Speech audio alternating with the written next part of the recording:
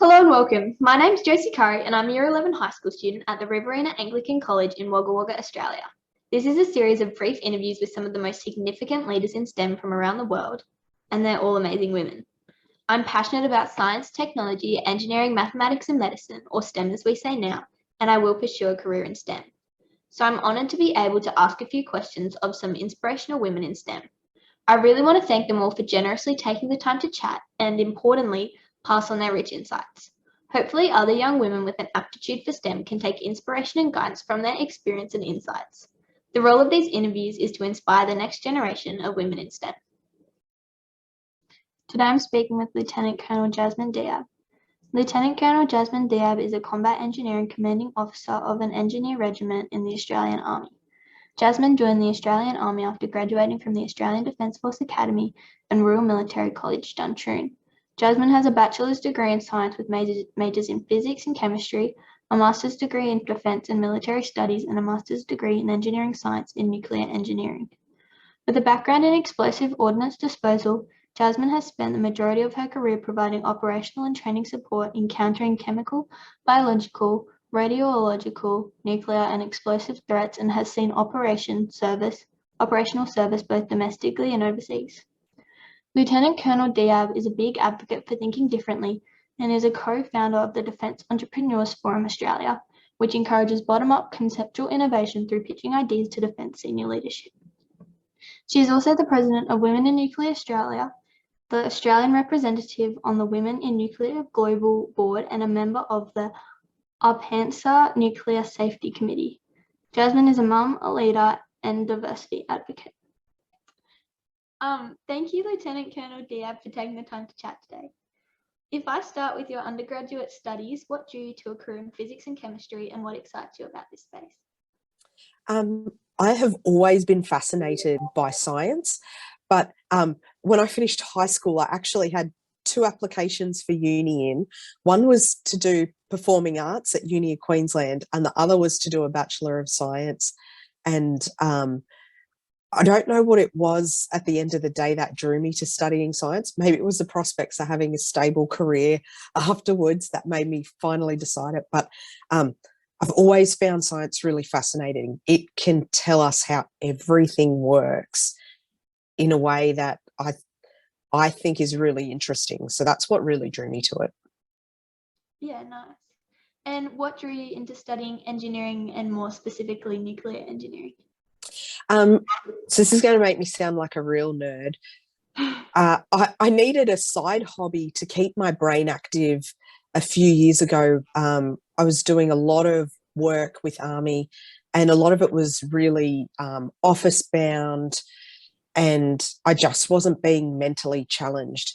And so I decided that I wanted to learn more about nuclear power and energy because I thought that was really interesting. I didn't know enough about it to understand its benefits and how the scientific process behind it works. So it was really my side hobby to keep me thinking and challenging myself technically. So that's what drew me into studying nuclear engineering. Yep. That's amazing. It was for fun. A lot of people will learn something like how to knit or bake, but I went to study something quite complex. Yeah. And how would you describe your journey to an engineering and science career through the Australian Defence Force Academy? So I never thought I'd be able to use my degree when I went and studied through ADFA. And it wasn't until maybe 4 or 5 years after I graduated that I realised there was an opportunity for me to be able to still use my degree and be in the Army. And that was really through being a combat engineer, being able to look at chemical, biological, radiological and nuclear threats. And that, I guess those opportunities weren't really known to me at the time. It was as I spent a bit more time in Army, I realised I could utilise some of those skills and knowledge, and it wasn't just a waste of a degree, which initially I thought might have been the case. I don't know if that really answered your question. Yeah, it was good. Physics and engineering are often intertwined in problem solving. Can you paint a picture of how that relationship plays out in the Defence Force?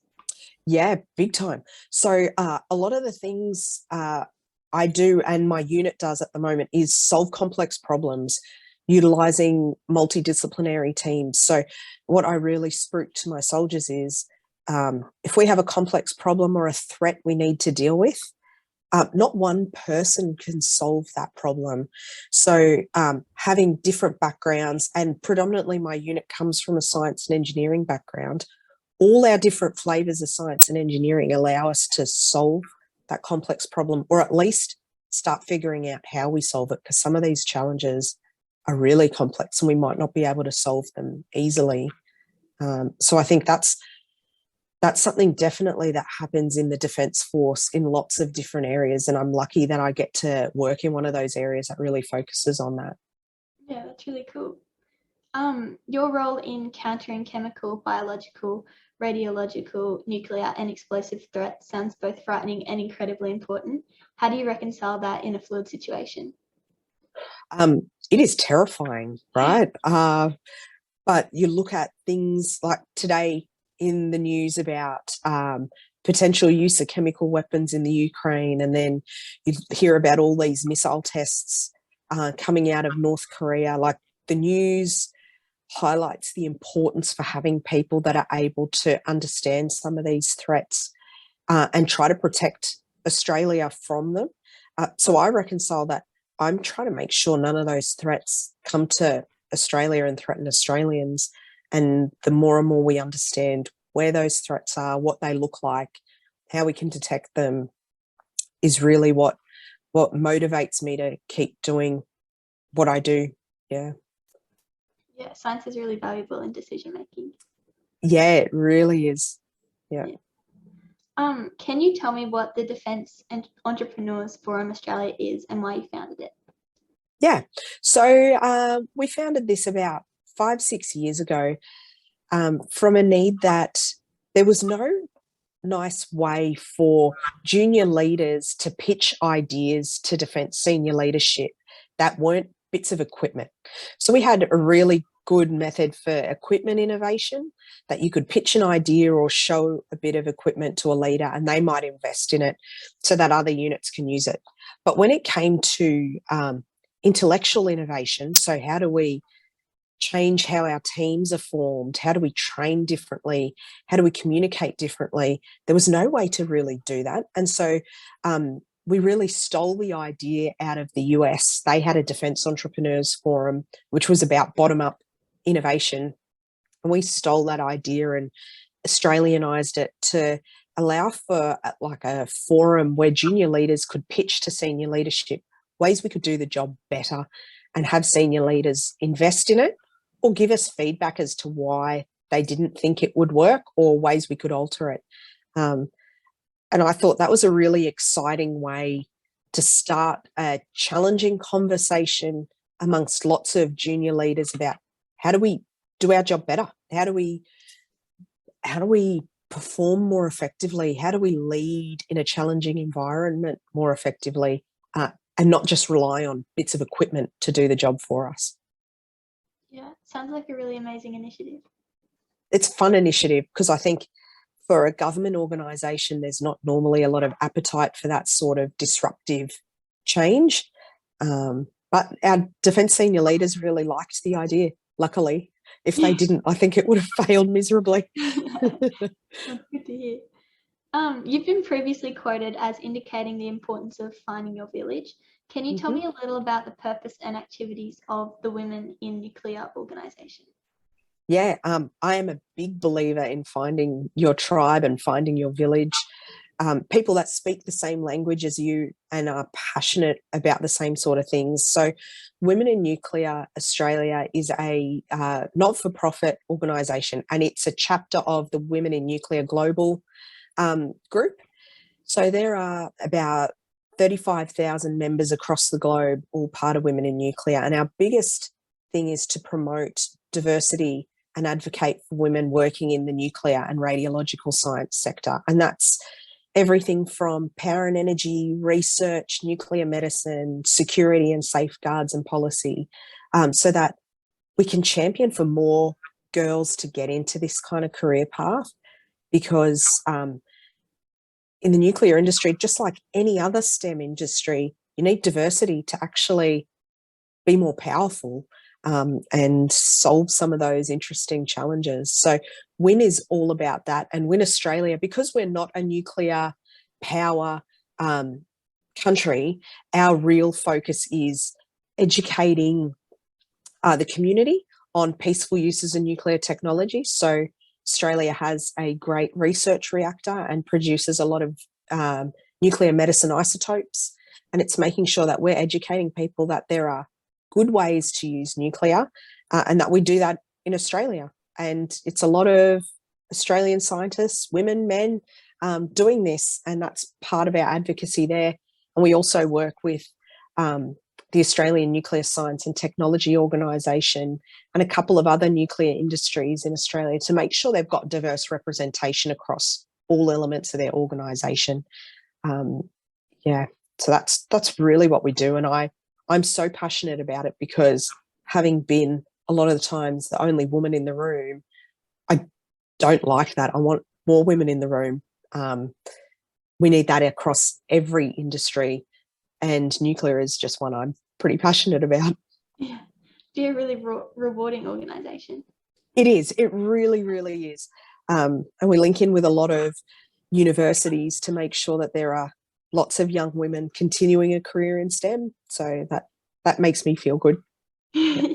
I can imagine. What do you see on the horizon that would inspire the next generation of scientists or engineers? I think there are a lot of interesting challenges. So climate change, I think, is a really big challenge that future scientists and engineers need to be able to help support. There are a lot of interesting energy sources that we don't know a lot about yet. I find the fusion reactors, that's a really interesting technology. If we could get that right, to have a reactor that has zero carbon emissions and zero waste at the back end would be phenomenal, but that's keeping a pretty volatile reaction stable in one location, which I think will be a huge challenge. How do we harness the best out of renewable energy and make battery technology more reliable and sustainable into the future? Transport, how do we make transport less carbon emissions? I think there's a lot of really great challenges there. And when we talk about food security and assurity, there's a lot of challenges for scientists and engineers into the future there too. So I think there's always going to be work for scientists and engineers to solve some pretty important challenges into the future. Yeah, there's lots of great opportunities out there. Lots and lots, yeah. Here in Australia, there's been some progress in terms of gender equity in the professional sciences, including medicine, health, engineering, and agriculture. Progress has been slower in the traditional or hard sciences like physics and chemistry. What are your observations with respect to gender balance in STEM? I think we try to get the balance right really early on, but where we struggle, and I've heard it called the leaky pipeline, where we get a lot of diversity coming in the front end, but then a lot of women take a break to either have a family or travel or do something else, and it's really hard to drag them back in to then be the follow-on professors or academics that we need to then build the next generation up. So my observation is I think we're really good at bringing people on. We're not really good at nurturing them through their entire career to make sure that they're there long term. In fact, a lot of women, and I know a lot of my peers, take the easy option instead of fighting through. We'll just leave the career and try something else because it'll be more supportive for a balanced family life in the long run, unfortunately. Yeah. You have not only crafted a great career in physics, chemistry, and engineering, but you've done it in the traditionally male arena of the military. That must have produced unique gender-based challenges. Oh, yeah. Yep. Yep. People make a lot of assumptions on me based on how I look. They think they know how fit I am. They assume I can't do things. So I've had to fight to prove that I can do anything that gets thrown at me. I've turned up to a lot of courses and activities that I wasn't meant to, because there was meant to be no women on a search advisors course, for example, and I just turned up because I didn't agree with the rule and knew I could do the job. So I'm hoping there are a lot of girls that don't ever have to do that again, that they can just do whatever course they want and not have to break the rules essentially to do a job they're passionate about. Yeah, heaps of gender bias issues. Yeah, the military's come a long way in a short time, but there's no doubt there's more to do. Definitely more to do. Yeah. If you reflect on your early career compared to now, other than your military rank, what have you learned and what do you do better now to navigate gender-based challenges? I think I call out bad behaviour earlier on now. I didn't have the confidence early in my career to call out if there was bad behaviour in a meeting, if people were not being spoken to appropriately, or if there was clear gender bias being played out. I would do that. I do that now, and I wish I had done that earlier on. And as a leader, I try to create a space that everybody feels safe to call out bad behaviour, because it's not normally just women that are feeling the brunt of it. There are young guys that also don't like being in an organisation that treats people badly, right? Everyone wants to be in a nice, happy work environment. So I guess that's something I've learned. Call out bad behaviour early. Yeah. Yeah, it's really good advice. As a woman, do you feel pressure to trade off career versus starting a family? And do you think gender plays a part in work-life balance? So I did. I had a baby. So I'm nearly 40 and I have a 2-year-old. And I'm really lucky because my partner, he's Army as well. And he and I work together as a partnership. So he's taking a back seat this year so that I can do my job. And then after this, I'll take front seat. Oh, he'll take front seat, I'll take back seat. And we're sharing the load because we're both parents and we both want to invest in our daughter's future. And so it's important for her to see that mum and dad both work. And that's okay. And mum and dad both cook and mum and dad both clean. I definitely think I have friends that haven't been as lucky and they've been expected to do it all. And that's near impossible to be able to work full-time, run a household full-time, raise kids full-time. It's a lot of work. So I'm pretty lucky in that regard. But there is definitely still gender bias behind having kids, and people assume that the woman's always going to be the one that's taking the front seat for the family and not going to pursue a career, which isn't, I don't even think it's the organisation's decision to make. It's the individuals. Yeah. Yeah. And what have you drawn on most in balancing personal and professional lives? Being brutal with my time. So being quite deliberate in what time am I carving out for myself? What time is free reign for everyone at work? What time is for my family? And then making sure that I also have some spare time in there for just a bit of sanity. But yeah, that's the only way I've been able to find balance, is being quite deliberate with my time. Yeah. Yeah, that's great. Yeah. Is there anything in nuclear engineering that is important or contentious that you'd like to see the next generation work on? Oh, yeah. Well, first it's having the government change the law that makes it illegal to generate nuclear power domestically, because I think the biggest challenges for nuclear in the future is making sure that we have enough clean, reliable energy for our generation, the next generation, and generations after that, and that we're also recycling enough of the waste coming from the reactors to make sure we're not creating generational waste storage issues.